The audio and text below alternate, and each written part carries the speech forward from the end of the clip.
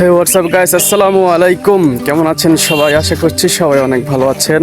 আজকের ভ্লগে আমি আপনাদেরকে দেখাবো আমাদের বিলের কিছু দৃশ্য।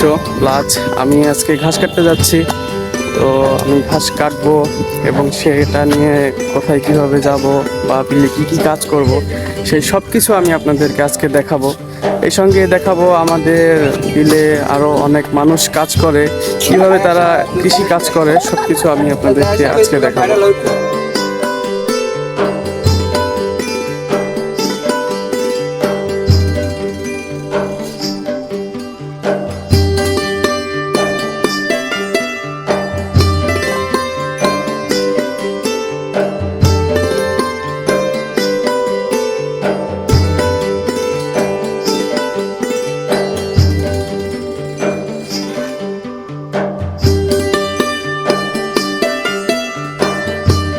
নদীমাতৃক দেশ বাংলাদেশ, কৃষি প্রধান দেশ বাংলাদেশ, এ যেন আমাদের এক স্বপ্নের জন্মভূমি। এই জন্মভূমিতে জন্মেছি আমি, তাই আমি গর্বিত।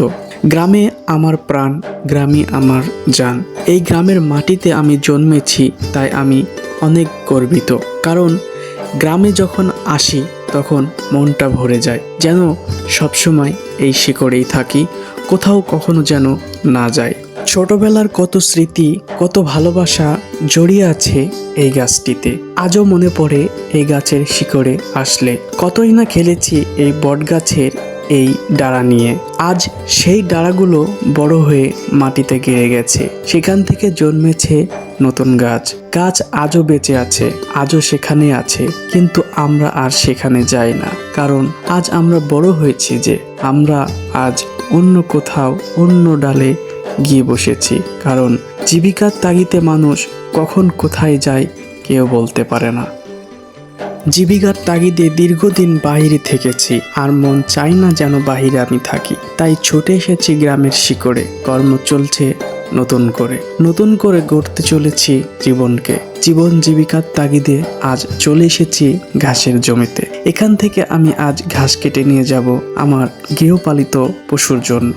আজকে আমি আপনাদেরকে কিছু কথা বলতে চাই। আশা করছি কথাগুলো মনোযোগ দিয়ে আপনারা শুনবেন। একটা বিষয় আপনি ভেবে দেখুন, আপনি একটি কর্ম করছেন, সেই কর্মকে নিয়ে যদি মানুষ হাসাহাসি করে, কখনো আপনি সেখানে কান দেবেন না। কারণ আপনি যদি তাদের হাসাহাসি কথা দেখে কান দেন, তাহলে আপনি পিছিয়ে পড়বেন। হ্যাঁ, আশা করছি আপনি যে কাজটা করবেন সেটা অবশ্যই ভালো কাজ করার চেষ্টা করবেন।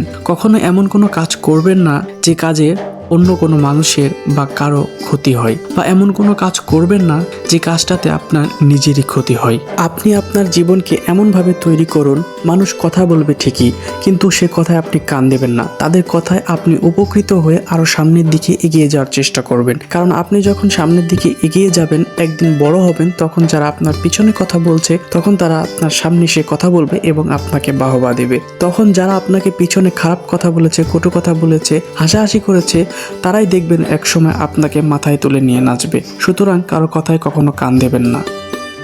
একটা কথা সবসময় মনে রাখবেন, পৃথিবীর সবাই যদি আপনার সঙ্গে বেইমানি করে, আপনার পরিশ্রম কখনো আপনার সঙ্গে বেইমানি করবে না। সুতরাং আপনি যদি পরিশ্রম করতে পারেন, কর্ম করতে পারেন, তাহলে একদিন আপনি সফল হবেন।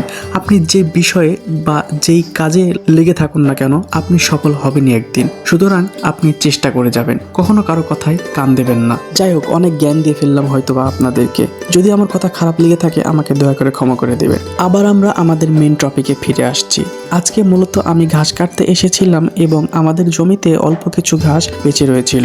কারণ আমরা আগে যে ঘাসগুলো কেটেছিলাম সেই ঘাসগুলো এখনো সম্পূর্ণ বড় হয়ে ওঠেনি, যার কারণে আমাদেরকে কিছুদিন অপেক্ষা করতে হবে। আর যতটুকু ঘাস ছিল আমরা ততটুকুই কেটেছি। এবার আমরা এই ঘাসটাকে বাসায় নিয়ে যাব।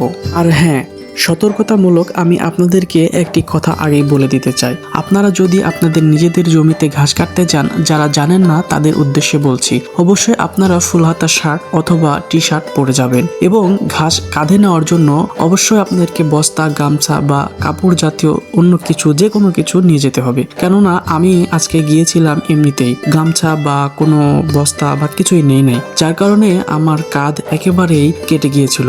কারণ আপনারা জানেন যে ঘাসে প্রচুর পরিমাণ ধার থাকে, যার কারণে আমার হাত সহ আরো অনেক জায়গায় কেটে গেছে, যেটা আমি পরে বুঝতে পেরেছিলাম।